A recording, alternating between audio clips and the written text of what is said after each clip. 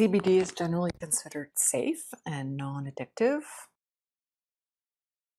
It's thought to be non-toxic, not to have any effect on food intake or appetite. It doesn't seem to affect heart rate or blood pressure. And although it has, as we discussed, no specific psychotropic or kind of mind-altering effects, I have had a few patients report that they feel a little bit altered after first taking CBD. One patient did describe feeling somewhat high. Another patient described feeling as if she'd had like a glass of wine and felt a little bit kind of tipsy or relaxed.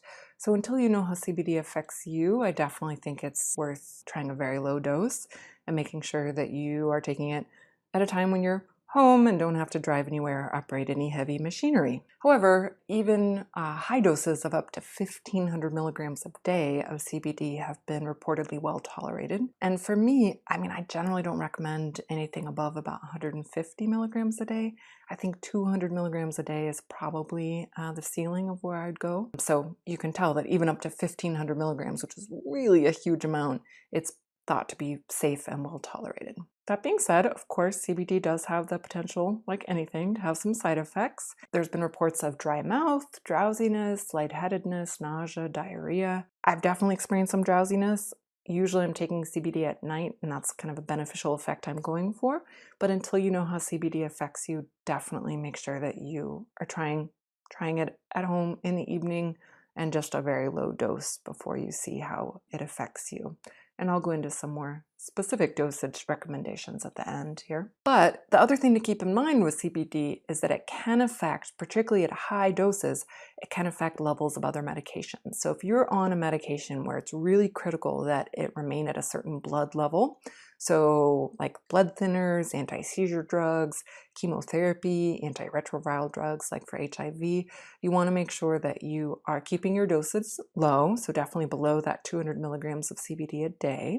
And make sure to talk about it with your doctor or pharmacist before you start taking it to see if maybe you should get more frequent monitoring of your blood levels of your other medications.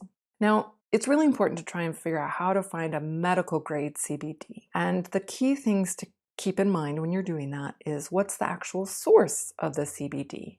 It's the same chemical, no matter where it comes from, but it actually does matter where it comes from because the other chemicals that come along with it make a difference as far as its medicinal effects. So I'll talk in a minute about the difference between CBD derived from marijuana versus CBD derived from hemp. The other thing to keep in mind is that method of extraction really matters. So let's say they're using CO2 extraction. That's considered a very clean method of extraction, meaning there's not a lot of residual solvents or toxins left in the product. There's some other methods like alcohol or other solvent extractions, which are thought to leave more residue. So you want to look for a clean extraction method. You want to make sure that the product has been tested for potency, pesticides, and purity. So potency is how strong is it, how much CBD is in it. Pesticides and purity really means, are there any residual solvents? So that's really key when you're looking at like, how do you find good quality CBD? And then when you're looking at effectiveness, there's products that have been isolated down so it's just CBD alone with no other chemicals that come from marijuana or hemp, versus full spectrum extracts, which also extract a lot of the other chemicals from marijuana or hemp. And that can include things like THC or other cannabinoids like CBC or CB1, some of the terpenes and other chemicals that are in marijuana and hemp. And some of those themselves do actually have some positive health benefits. And as I discussed earlier, there's also this concept of an entourage effect, whereas CBD on its own is not going to be as effective as CBD combined with other cannabinoids such as THC. So that's something to keep in mind when you're choosing a product as well.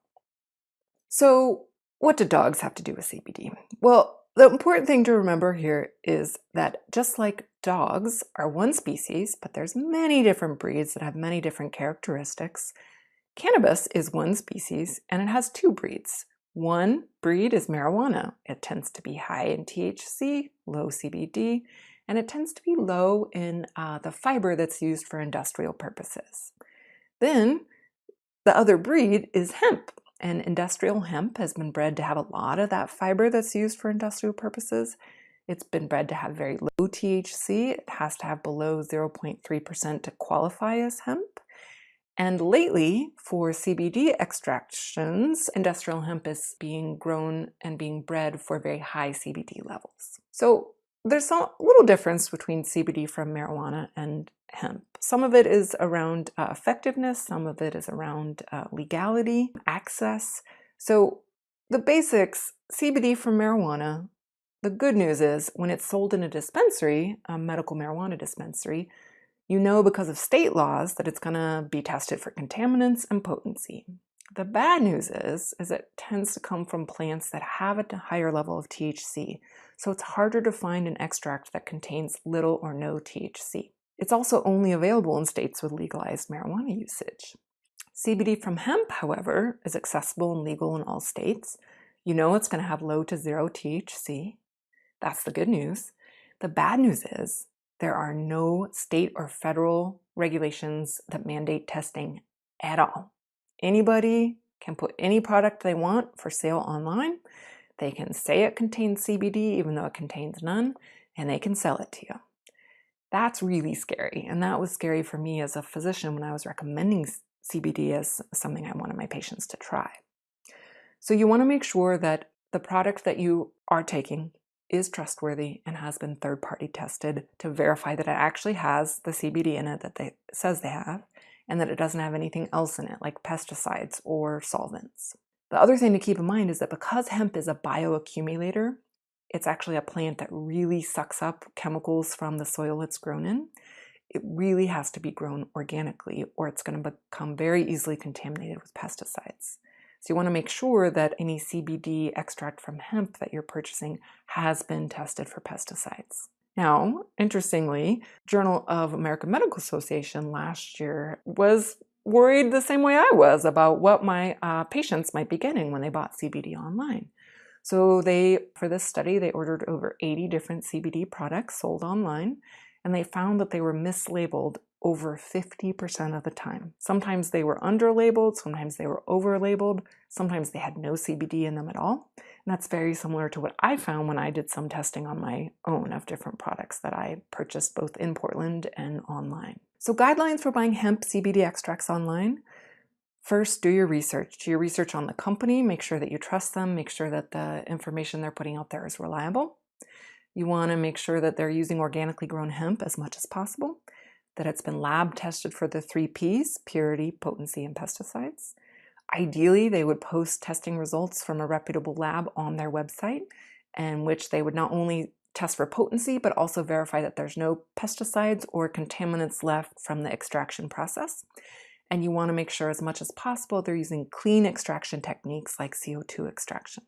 Because of my challenges in finding a product that met all this kind of strict criteria, I actually decided to start my own doctor-formulated line of hemp-derived CBD extracts because I really wanted to be able to verify that the hemp that was being used was organic, that it was being lab tested, that it was being extracted cleanly, and that I could really vouch for the fact that it was exactly what it said on the label. Now, if you're using CBD medicinally, there's a couple different ways that you can use it. CBD is typically fat soluble, so it tends to be the most absorbable when you mix it in with an oil. So a really common way to see it is an oil-based tincture. And for that, sublingual is a very effective way to take it. You put it under your tongue, leave it there 30 to 90 seconds, swallow the rest. You get a whole bunch absorbed just under your tongue, and then the rest is absorbed through your GI tract. Or if you don't like the taste or the texture of the tincture, you can instead use a gel cap, which is just like a supplement, a pill,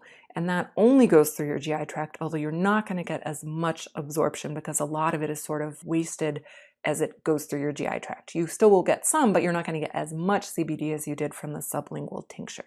And then more recently, there's been some movement to make products that are actually water soluble. So as you know, if you mix oil and water together, they don't mix real well. So CBD, because it's fat soluble, doesn't tend to mix well with water. So in order to make it water soluble, they have to do a lot of chemical alterations to the CBD. I personally am not a fan of the water soluble nano-emulsified CBD simply because of all those chemical alterations and all the things that have had to be added to it to make it water soluble.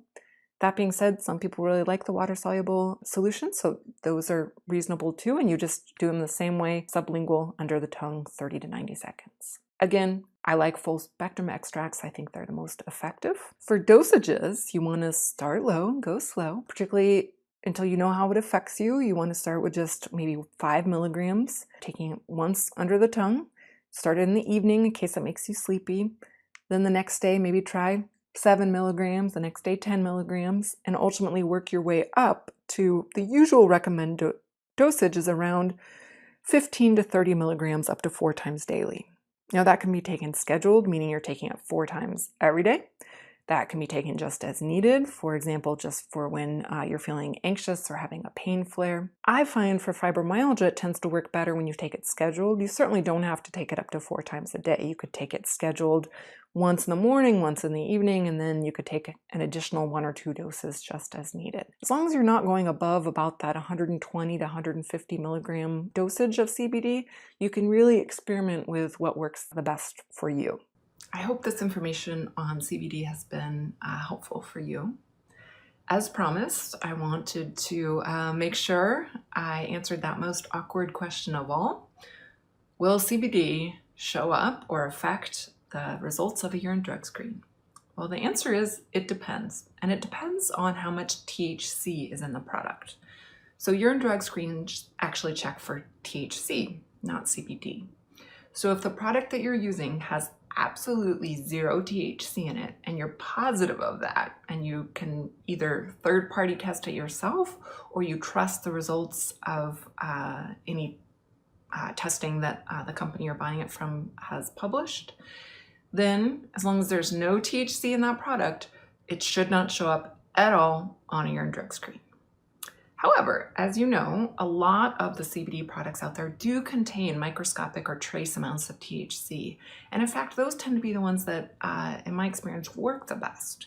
So in that case, then it's a matter of dosage. If you are taking a lot of that CBD, it's possible that over time, enough THC could build up in your system that you might test positive on a urine drug screen. Now, in my experience, it takes a lot to do that, but if a urine drug screen is important for, keeping your job or things like that, you really want to make sure that you're seeking a CBD that has 0 THC. That being said, for the most part, the microscopic amounts of THC in most CBD products are not enough to, in normal dosages, show up in a urine drug screen. So I hope that answers that important question. I hope that something I've said today gives you a little bit of inspiration or excitement about trying CBD for yourself. And if you want to keep learning more about different treatments